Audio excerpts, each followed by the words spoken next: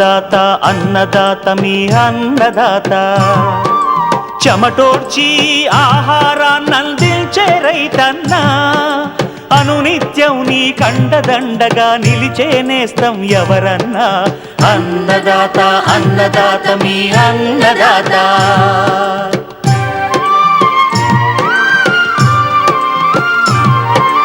నూతన రీతుల సాగుబడికి నూరింతలు పెరిగే దిగుబడికి సూచనలిచ్చే సస్య రక్షణకు పశు పోషణకి శాస్త్ర విజ్ఞానం అందించి ముందుకు నడిపే తెలుగు రైతు భారతదేశానికి మకుటం అయ్యేలా తీర్చిదిద్దే ఆశయంతో మిమ్ము మేలు కొలిపేది అన్నదాత అన్నదాత అన్నదాత మీ అన్నదాత అన్నదాత అన్నదాత మీ అన్నదాత. అన్నదాత ప్రేక్షకులకు నమస్కారం. ఈనాటి ముఖ్యాంశాలు. ఎల్నినో ప్రభావంతో శ్రీకాకుళం జిల్లాలో పంటల పరిస్థితి, ప్రత్యామ్నాయ పంటలపై సూచనలు. ప్రస్తుత వర్షాభావ పరిస్థితుల్లో కంది విత్తుకునే రైతులు చేపట్టాల్సిన మెలకువలు. లేత చిగుర్లు వచ్చే ప్రస్తుత సమయంలో మామిడిలో పాటించాల్సిన యాజమాన్య సస్యరక్షణ పద్ధతులు. ఇంకా జై కిసాన్ వ్యవసాయ సమాచారం.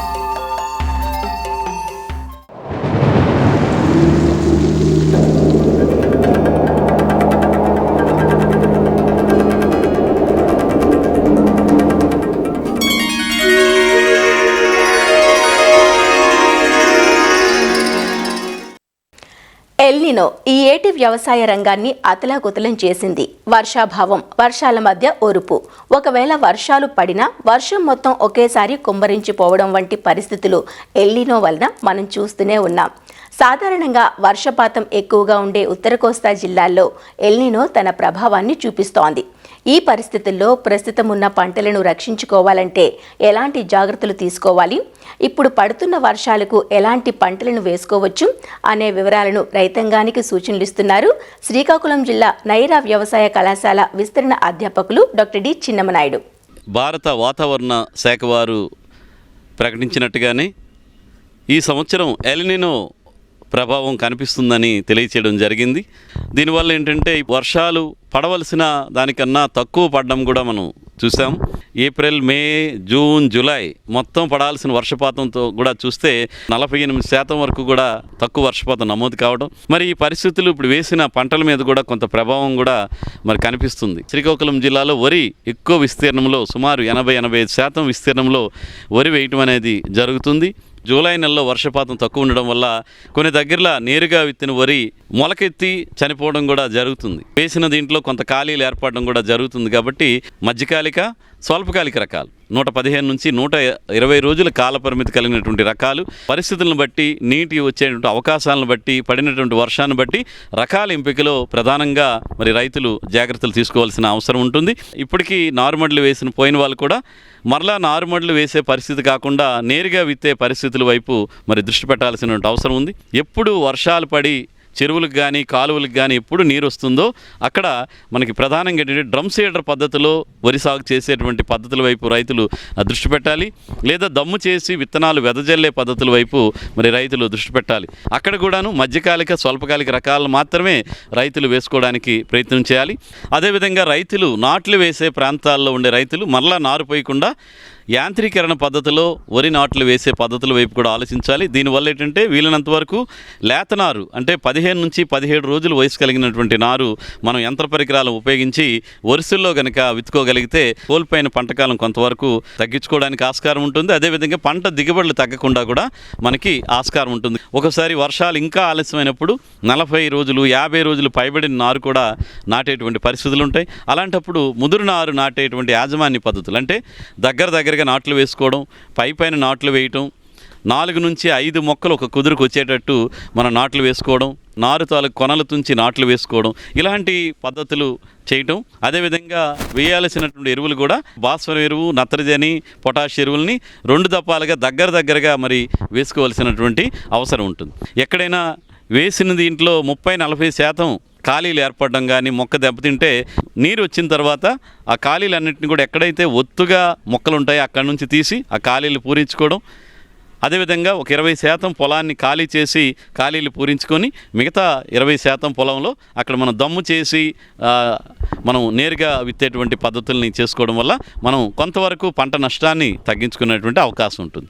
ఇలాంటి నీటి ఎద్దడి పరిస్థితుల్లో ఆరుతడి పద్ధతుల్లో మనం వరి పంట సాగు చేస్తే ఉన్నటువంటి నీరుని ఉపయోగించుకొని పంట దిగుబడులు తగ్గకుండా కొంతవరకు మనం పంటను రక్షించుకోవడానికి ఆస్కారం ఉంటుంది.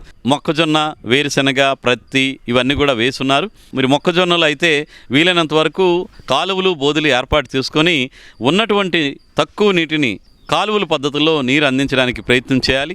కాలువ వదిలి కాలువకి నీరు అందించుకోవడం ద్వారా మనం నీటిని సక్రమంగా వినియోగించుకున్నట్టు అవుతుంది. వేరుశెనగలో కూడా చిన్న చిన్న మడులుగా కట్టుకొని నీటిని కనుక అందించుకోవాలి. వీలైతే కనుక సూక్ష్మ నీటి యాజమాన్య పద్ధతులు, ఈ తుంపర్ల సేద్య పద్ధతిలో కనుక నీరు అందించగలిగితే 1 ఎకరాకు మీరు పొర్లు తడులుగా పెట్టిన నీటిని 5 నుంచి 6 ఎకరాల వరకు కూడా మీరు ఈ తుంపర్ల సేద్యం ద్వారా నీటిని అందించుకోవడానికి ఆస్కారం ఉంటుంది. కాబట్టి ఇలాంటి ప్రత్యామ్నాయ నీటి యాజమాన్య పద్ధతులు కూడా మరి చేసుకోవాల్సిన అవసరం ఉంటుంది. మన శ్రీకాకుళం జిల్లా వరకు కూడా మనం ఆగస్టు చివరి వరకు కూడా మనం వరి వేసే ప్రాంతాల్లో వరి వేసుకోవడానికి ప్రయత్నం చేయాలి. ఇకపోతే కొంతవరకు కాలువ చివరి భూముల్లో ఎక్కడైనా ఇసుక రేగడి నేలలు ఉండి వర్షం పడినా కానీ త్వరగా నీరు వెళ్ళిపోతుందన్నటువంటి వరి పొలాల్లో కొంతవరకు మొక్కజొన్న, లేదంటే అపరాల పంటలు, లేదంటే కంది పంట, లేదంటే రాగుల పంట, చోడి పంట, ఇలాంటి పంటలతో కొంతవరకు వరికి బదులుగా మనం పంట మార్పిడి చేయొచ్చు. అన్ని ప్రాంతాల్లో వరికి బదులుగా మనం వేరే ప్రత్యామ్నాయ పంటలు వేయడానికి అవకాశం శ్రీకాకుళం జిల్లాలో తక్కువ. ఎందుకంటే 2 జీవనదులు ఉన్నాయి, వంశధార, నాగావళి. నీరు ఒక్కోసారి ఎక్కువగా రావటం జరుగుతుంటుంది. ఇప్పుడు వర్షాభావ పరిస్థితులు ఉంటాయి, కానీ ఒక్కొక్కసారి ఆగస్టు, సెప్టెంబర్ నెలలో అధికంగా వర్షాలు పడితే ఈ నదుల నుంచి వర్షం నీరు ఎక్కువై వరి పంటకు బదులుగా వేరే ఆరుతడి పంటలైన మొక్కజొన్న కానీ, జొన్న కానీ, కందులు కానీ, ఇతర అపరాల పంటలు వేస్తే అవి రేగడ పొలాలు అవటం వల్ల పంట దెబ్బతినే అవకాశం ఉంటుంది. కాబట్టి ఆగస్టు చివరి వరకు వరి పంటను మాత్రం వేడుకోవడానికి ప్రయత్నం చేయాలి. కొబ్బరి, మామిడి, సపోటా కానీ ఇలాగ వరుసల్లో వేసినటువంటి ఉద్యానవన పంటల్లో కూడా ఆ ఖాళీలు మధ్యలో ఉన్నటువంటి ఖాళీల్లో మనం అపరాలు కానీ ఈ ఇతర పప్పు జాతి పంటలతో కనుక అంతర పంటలు వేసుకోవడం ద్వారా మనం కొంతవరకు ఆదాయాన్ని తీసుకోవడానికి ఆస్కారం ఉంటుంది. గిరిజన ప్రాంతాల్లో ఎక్కడైనా పంటలు వేయడానికి ఆలస్యం అయినప్పుడు గట అక్కడ కొంతవరకు వరి పంటకు బదులు మీకు అవకాశం ఉన్న దగ్గర అంతా కూడా చిరుధాన్య పంటలు వేసుకోవడానికి ప్రయత్నం చేయాలి. ఇకపోతే ఇలాంటి ఎల్నినో వర్షాభావ పరిస్థితుల్లో నీటి సంరక్షణ కోసం, నేల నీటి సంరక్షణ కోసం కూడా రైతులు కొన్ని చర్యలు తీసుకోవాలి. ఎవరైనా ఇంకా వేయడానికి దుక్కులు దున్నుతుంటే కనుక వాలుకు అడ్డంగా దున్నుకోవడం అనేది చేయాలి. దీనివల్ల పడిన నీరు బయటికి పొర్లిపోకుండా పొలంలోనే ఇంకడానికి మరి అవకాశం ఉంటుంది. అదేవిధంగా పడిన నీటిని వీలైనంత వరకు మనం సంరక్షించుకోవడానికి మనకి వీలైతే కనుక వర్షాధార పొలాల్లో నీటి కుంటలు ఏర్పాటు చేసుకోవడం. చిన్న చిన్న నీటి కుంటలు కూడా ఇలాంటి సంవత్సరాల్లో బాగా పనికొస్తాయి. కొద్ది పడిన వర్షం కూడా ఆ నీటి కుంటల్లో నిల్వ ఉండి ఆ నీటిని మనం వేసినటువంటి పంటలు, అది వరి పంట అవనియండి, ఎలాంటి అపరాల పంటలు కానీ, వేరుశెనగ కానీ, మొక్కజొన్న కానీ, కూరగాయల పంటలు కానీ అక్కడ నీటిని జీవతడి ఇచ్చుకోవడానికి ఆ నీరు ఉపయోగపడుతుంది. కాబట్టి వీలైన రైతులు నీటి కుంటలు ఏర్పాటు చేసుకోవడానికి ప్రయత్నం చేయాలి. మరి ఇలాంటి వర్షాభావ పరిస్థితుల్లో నత్రజని ఎరువులు కూడా అధికంగా రైతులు వేయకూడదు. తేమ ఉన్నప్పుడు మాత్రమే నత్రజని ఎరువులు వేయాలి. ఎక్కడైతే నత్రజని నేరుగా నేలకు అందించలేకపోతారో తేమ లేకపోవడం వల్ల అక్కడ ఈ పైపాటుగా పిచికారీ చేసేటువంటి 319, 13-0-45, నానో యూరియా, నానో డిఏపి ఇలాంటివన్నీ కూడా ఇప్పుడు అందుబాటులో ఉన్నాయి. కాబట్టి ఆ తగిన మోతాదులో మీరు పైపాటుగా పిచికారీ చేసుకోవడం వల్ల కొంతవరకు పంట పెరుగుదల కోల్పోకుండా, పంట కాలం కోల్పోకుండా మరి పోషకాలను అందించిన వాళ్ళం అవుతాం. కాబట్టి ఉన్నటువంటి అవకాశాలన్నింటినీ కూడా రైతులు సద్వినియోగం చేసుకోవాల్సిందిగా కోరుతున్నాను.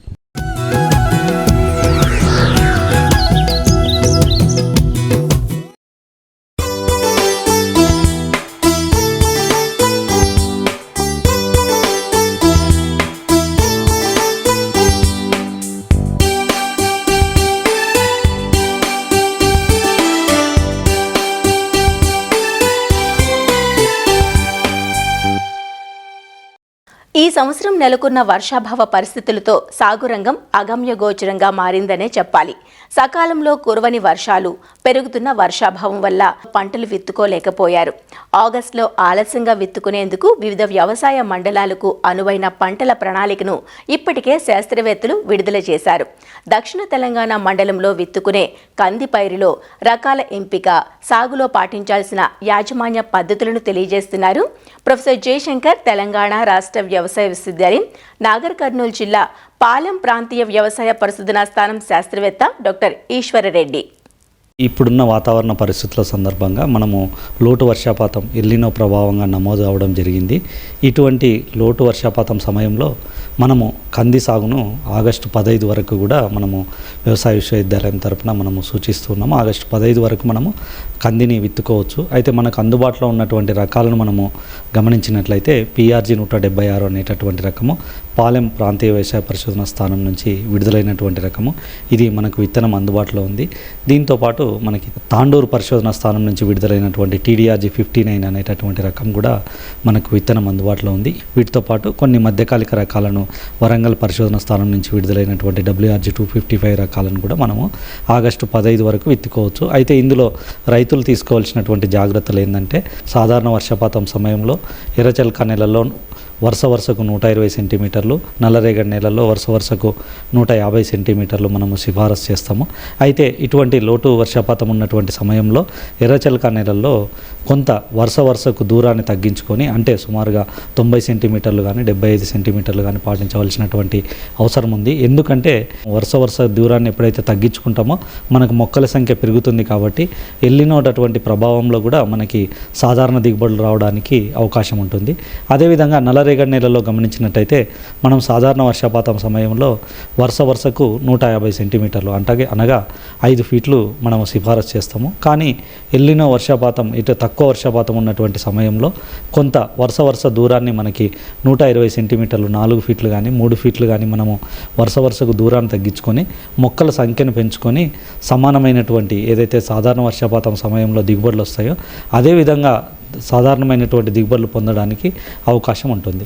ఇప్పుడు రైతు సోదరులు సాగు చేసినటువంటి రైతు సోదరులలో ఎల్నినో ప్రభావం వల్ల కొంత బెటర్ పరిస్థితులు మనం గమనించుకున్నట్లయితే ఒక వారం వ్యవధి పరిధిలో 319 కానీ 13045 అనేటువంటి, అంతేకాకుండా యూరియా అంటే నత్రజని ఎరువులు కానీ మనము వీటిని ఫోలియార్ స్ప్రే చేసుకున్నట్టయితే వారం రోజుల వ్యవధి పరిధిలో నీటి ఎద్దడిని తట్టుకునేటటువంటి అవకాశం ఉంటుంది.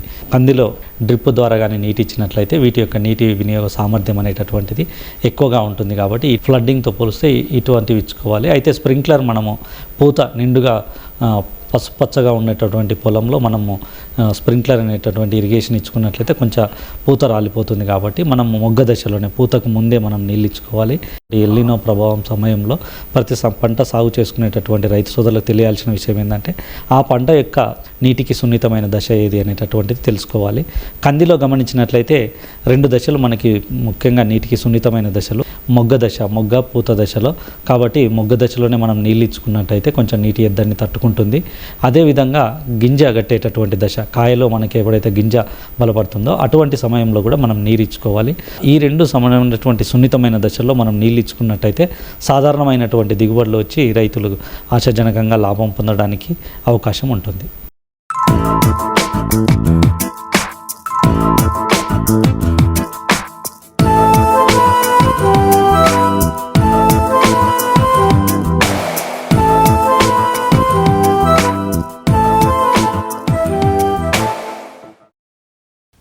పండ్ల తోటలను సాధారణంగా రైతులు పూత కాత సమయంలో తప్ప మిగిలిన సందర్భాలలో అలక్ష్యం చేస్తూ ఉంటారు. దీంతో చీడపీడల ఉధృతి పెరిగి దిగుబడులు తగ్గటం, నాణ్యత లేకపోవడంతో నష్టాల పాలవుతుంటారు. అలా కాక ఏడాదంతా ప్రతి దశలోనూ తోటలను సంరక్షించుకుంటే నాణ్యమైన దిగుబడులు పొందే అవకాశం ఉంటుంది. మామిడినే తీసుకుంటే ప్రస్తుత వర్షాలకు చిగుర్లు వచ్చి తోటలు కొత్త కలను సంతరించుకుంటాయి. ఇప్పుడు కురుస్తున్న వర్షాలకు పోషకాలను సమగ్రంగా అందిస్తే మొక్కలు శాఖీయంగా పెరిగి కొమ్మలను విస్తరించుకుంటాయి. ఇదే సమయంలో ఆకుగూడు పురుగు, తేనె మంచు పురుగులు, పక్షి కన్ను తెగుళ్లు తోటలను చుట్టుముడుతుంటాయి. కాబట్టి రైతులు మెలకువగా ఉంటూ మామిడి తోటల్లో సమగ్ర యాజమాన్య సస్యరక్షణ పద్ధతులు చేపట్టాలంటూ వివరాలు తెలియజేస్తున్నారు శ్రీ కొండా లక్ష్మణ్ ఉద్యాన విశ్వవిద్యాలయం ఉద్యాన నిపుణులు డాక్టర్ సుచిత్ర. ఏ పంట చూసుకున్నా కూడా దాని యొక్క ఫిజియాలజీ అంటే ఏ నెలలో ఏం జరుగుతుంది, ఏ దశలో ఉంటుంది అనేది తెలుసుకోవడం చాలా ముఖ్యం. ముఖ్యంగా మనం మామిడి చూసుకున్నట్లయితే డిసెంబర్ జనవరిలో పూత సమయం, అది ఫిబ్రవరి మార్చ్ వచ్చేసరికి అది కాయ దశ, కాయ కట్టి కాయ ఎదుగుదల దశ అని ఉంటుంది. ఏప్రిల్ మేలలో కాయ పక్వానికి వచ్చి కోత దశకి వస్తుంది. దాని తర్వాత మళ్ళీ ఈ పూత వచ్చే సమయం వరకు 6 నెలల సమయం ఉంటుంది. ఈ 6 నెలల సమయం మనం బాగా ఆరోగ్యంగా చూసుకుంటేనే తప్ప మంచి దిగుబడి అనేది వస్తుంది. జూన్లో తప్పకుండా మన కత్తిరింపులు అనేది చేపట్టాలి. ఎందుకంటే కత్తిరించిన తర్వాత 6 నెలల సమయం తర్వాత ఈ పూత దశ అనేది వస్తుంది. కత్తిరింపులు ఎప్పటికీ కూడా అది డిలే చేయకూడదు. వేలాడి కొమ్మలు కానీ, అడ్డదిడ్డంగా ఉన్న కొమ్మలు కానీ, ఎండు పుల్లలు కానీ ఇలాంటివన్నీ తీసుకున్న తర్వాత వర్షాకాలం సమయంలో తప్పకుండా వాటికి ఈ ప్రతి మొక్కకి కూడా ఈ పోషకాలు అనేది అందించాలి. ఈ సమగ్ర యాజమాన్యం చేపట్టడం చాలా అవసరం. సేంద్రియ ఎరువులు తీసుకున్నట్లయితే లేత మొక్కలకైతే 50 కేజీలు ఒక మొక్కకి అందించాల్సిన అవసరం ఉంటుంది. ముదురు తోటల్లో అయితే 100 కేజీల వరకు మనము అందించవచ్చు. సేంద్రియ ఎరువు ఏదైనా పశువుల పెంట కానీ, కోళ్ళ పెంట కానీ, వర్మి కంపోస్ట్ లాంటి ఎరువులు ఏదైనా కూడా అందించాలి. సేంద్రియ ఎరువుతో పాటు కెమికల్స్ రూపంలో కూడా మనం అందించాల్సిన అవసరం ఉంటుంది. ప్రతి చెట్టుకి కూడా నైట్రోజన్, పొటాషియం, ఫాస్ఫరస్ అనేది చాలా ముఖ్యం. ముదురు తోటలకైతే 2 కేజీల యూరియా, 6 కేజీల ఫాస్ఫరం, 1.5 కేజీల పొటాషియం ఇవ్వాల్సిన అవసరం ఉంటుంది. ఒకవేళ ఈ ఆగస్టు నెలలో ఇవ్వలేని పరిస్థితిలో ఉంటే 20 గ్రాముల యూరియా 1 లీటర్ నీటికి కలిపి చెట్టుపై పిచికారీ చేయాల్సిన అవసరం ఉంటుంది.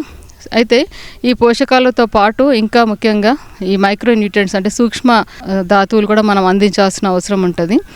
ముఖ్యంగా మనం మామిడిలో చూసుకున్నట్లయితే జింక్ లోపం కనిపిస్తుంది, బోరాన్ లోపం కనిపిస్తుంది, మెగ్నీషియం లోపం అనేది కనిపిస్తుంది. వీటన్నిటికీ మనము ఈ సూక్ష్మ ధాతుకు సంబంధించిన మిశ్రమం దొరుకుతుంది. అది 5 గ్రాములు 1 లీటర్ నీటికి కలిపి మనం పిచికారీ చేసుకోవచ్చు. అయితే ఈ వర్షాకాల సమయంలో చిగుర్లు రావడం జరుగుతుంది. అంటే రాగి రంగులో ఉండే చిగుర్లు రావడం అనేది జూలైలో మనం చూస్తాం. ఆగస్టులో కూడా మనకి లేత చిగుర్లు అనేది చూస్తాం. అయితే ప్రతి దశలో కూడా మనం తెలుసుకోవాల్సింది ఏంటంటే ఆ దశలో చెట్టుకి ఏం కావాలి, అలాగే ఆ దశలో ఆ చెట్టుకి ఎటువంటి సమస్యలు ఎదురవుతాయి అనేది తప్పకుండా చూసుకోవాలి. ముఖ్యంగా మనకు కనిపించేవి 3 సమస్యలు. ఆకు గూడు పురుగు ఆగస్టు సెప్టెంబర్ మాసంలో ఎక్కువగా ఉంటుంది, ఎందుకంటే ఆకు చిగురుస్తుంది కాబట్టి. అయితే 4-5 ఆకులు కలుపుకొని గూడుగా తయారు చేసుకొని దాంట్లో హరిత పత్రాన్ని అంతా తినేయడం వల్ల ఈ యొక్క 6 నెలల్లో ఏదైతే పుష్పించే దశ వస్తుందో ఆ దశకి చేరుకునే అవకాశం రాకపోవచ్చు. దీనివల్ల చాలా తీవ్ర నష్టం అనేది మనకి కనిపిస్తుంది కాబట్టి ఈ సకాలంలో వీటిని నిర్మూలన అనేది చేసుకోవాలి.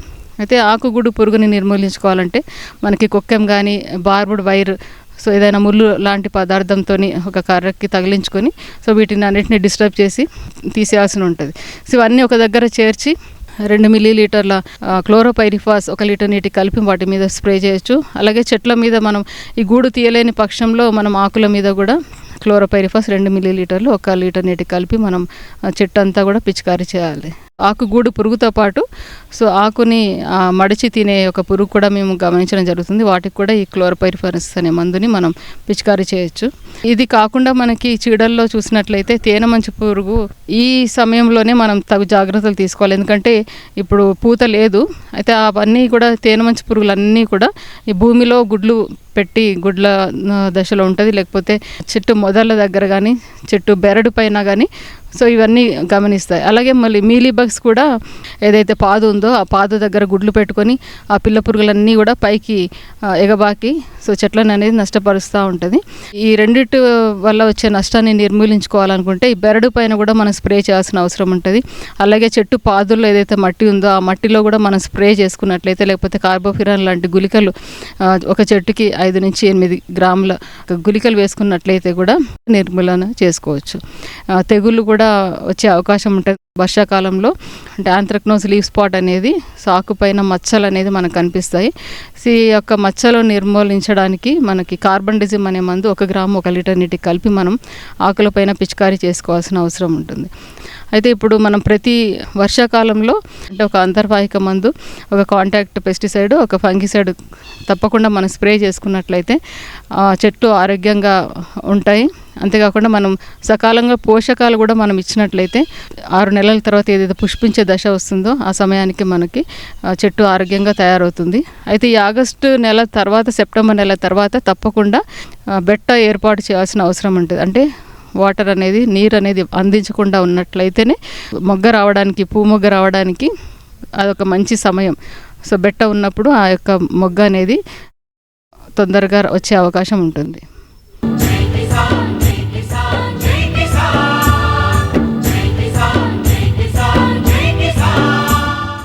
వ్యవసాయ సమాచారం ఇప్పుడు జై కిసాన్లో చూద్దాం. పొగాకు పంటకు సరైన ధర రావడం లేదంటూ నెల్లూరు జిల్లా రైతులు ఆందోళన చెందుతున్నారు. పశ్చిమాసియా యుద్ధ ప్రభావంతో ఎగుమతులు నిలిచిపోవడంతో వేలం కేంద్రాల్లో వ్యాపారులు ధరలు తగ్గించేస్తున్నారంటూ వాపోతున్నారు. గతేడాది ధరలు కొంత ఆశాజనకంగా ఉండటం, ఎగుమతులు కూడా పెరుగుతాయనే ప్రచారంతో ఈసారి రైతులు ఇబ్బడి ముబ్బడిగా సాగును పెంచారు. పంట మధ్యలో మే నెల నుంచి ఎల్నినో ప్రభావంతో ఎండలు తీవ్రం కావడంతో సాగునీటి కష్టాలు ప్రారంభమయ్యాయి. దీంతో పెట్టుబడి ఖర్చులు సైతం రైతులకు భారంగా మారాయి. ఇంతా చేసి తీరా వేలం కేంద్రాలకు పంటను తీసుకొచ్చిన రైతులు ధరలను చూసి తీవ్ర నిరాశ చెందుతున్నారు. గతేడాది కిలోకు 350 వరకు పలికిన గ్రేడ్ ఏ పొగాకు ధర ప్రస్తుతం 160 నుంచి 200 లోపే పలుకుతుండటం రైతులను ఆందోళనకు గురిచేస్తోంది. ఈ పొగాకు ఈ సంవత్సరము మహా దారుణంగా రేట్లు పడిపోయినాయి. పోయిన సంవత్సరం లాస్ట్లో 36,000 వేసి కంపెనీలోళ్ళు ఈరోజు ఒక్కసారి అయితే దిగబడిపోద్దని రైతులు కూడా ఊహించలేదు. నేను 30 ఎకరాలు వేసా, 3 బ్యాన్లకు వేసా. దరిదాపుల 40 లక్షలు పెట్టుబడి అయింది. కనీసం 20 లక్షలు వచ్చేటట్టు లేదు. వాళ్ళు చెప్పే కష్టాలు కొన్ని. మాకు జిఎస్టీ 22% ఉండింది, 40కి పోయింది. యుద్ధం జరుగుతుంది, షిఫ్టింగ్ లేదు.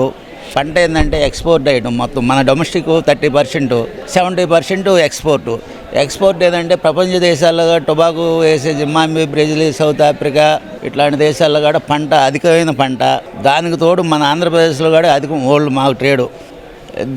దీనివల్ల మాకు ప్రపంచ దేశాల్లో మాకు పక్క దేశాలు తక్కువ రేటు ఇస్తుండే.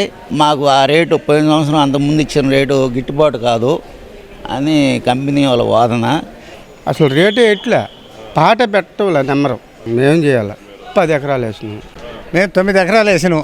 9 ఎకరాలు 9 వేసుకొని 45, 20 క్వింటాలు లోగేడు వచ్చింది. 30 క్వింటాలు నెంబర్ వచ్చింది. అది 18 ఏళ్ళు 20 ఏళ్ళు వేస్తున్నారు. మేము ఏం చేయాలని మేము దిక్కు తెలియని ప్రాంతంలో ఉన్నాం. 12 ఎకరాలు 1.5 బ్యానీకి వేసినాను. ఈ రేట్లు అనుకూలమైన రేట్లు లేవు. బ్యానీకి 2 లక్షల లోపల పడిపోతాం. మార్కెట్ సంక్షోభం ఉన్న మాట వాస్తవమేనని వేలం కేంద్రం అధికారులు అంగీకరిస్తున్నారు. ఎల్నినో ప్రభావంతో నాణ్యత కొంచెం తగ్గడంతో కొనుగోళ్లు మందకొడిగా సాగుతున్నాయని చెబుతున్నారు. అయితే ప్రస్తుత విపత్కర పరిస్థితుల్లో రైతులకు తోడ్పాటుగా ఉండేందుకు కేంద్ర ప్రభుత్వం వడ్డీ లేకుండా 50,000 రూపాయలు రుణమిచ్చేలా, అలాగే రాష్ట్ర ప్రభుత్వం కిలోకు 10 రూపాయలు మద్దతుగా చెల్లించే ప్రణాళికను అమలు చేయబోతున్నట్లు వివరిస్తున్నారు. ఈ సంవత్సరం కొన్ని ప్రత్యేక పరిస్థితుల వల్ల మార్కెట్ సంక్షోభం అయితే ఖచ్చితంగా ఉందని చెప్పొచ్చు. మేజర్గా ఏంటంటే రైతులు చాలామంది ఈ సంవత్సరం పొగాకులో 2 సార్లు 3 సార్లు ఇరిగేషన్ ఇవ్వటం వల్ల కొన్ని గ్రేడ్లు పర్టికులర్గా తెలపర పొగాకు, ఆఫ్షియల్ పొగాకు దిగుబడి ఎక్కువ రావడం వల్ల దాన్ని కొనేవాళ్ళు లేక ఆ పర్టికులర్ గ్రేడ్స్ అమ్మటం చాలా ఇబ్బందికరంగా ఉన్నది. దాదాపు ఇప్పుడు లో బిడ్ మనం 160 రూపాయలు పర్ కేజీ తీసుకురావడం జరిగింది.